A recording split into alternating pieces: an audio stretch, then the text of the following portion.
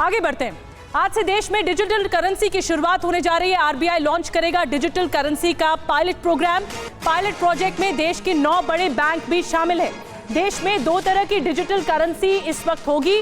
Mobile wallet की तरह काम करेगी ये डिजिटल करेंसी। तो RBI reserve bank of India launch करेगा डिजिटल करेंसी, जो कि आसानी लोगों तक ये पहुंचा पाएगा, ये सहूलियत पहुंचा पाएगा। जिस तरह से वॉलेट होते हैं, मनी वॉलेट होता है, वैसे डिजिटल करेंसी के जरिए इसी तरह से काम होगा।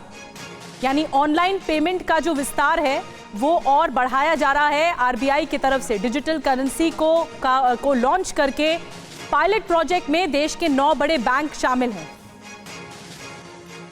और पीयूष पांडे और ज्यादा जानकारी हमें दे रहे हैं। पीयूष, एक बड़ी बात है और ये एक सौगात के रूप में सामने आ चुका है, जहां सब कुछ ऑनलाइन हो रहा है। अब आरबीआई की तरफ से आज ये पायलट प्रोजेक्ट के रूप में कई बैंक जुड़ रहे हैं और डिजिटल करेंसी लॉन्च की जा रही है। क्या कुछ जानकारी? क्या आप स्टैंड अप इंडिया योजना के तहत 1 करोड़ का लोन लेकर अपना खुद का बिजनेस शुरू करना चाहते हैं? तो फ्रीडम ऐप को डाउनलोड करें और इसकी पूरी जानकारी अभी प्राप्त करें।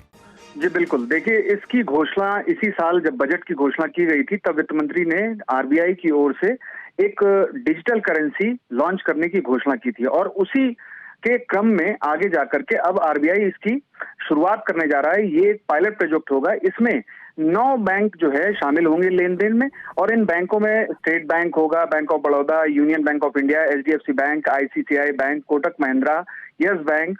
तो कुल मिलाकर के 9 बैंकों में ये जो होगा ये बेसिकली अभी फुटकर मार्केट के लिए नहीं लाया जा रहा है, फुटकर बाजार के लिए अलग से फिर से लॉन्च किया जाएगा।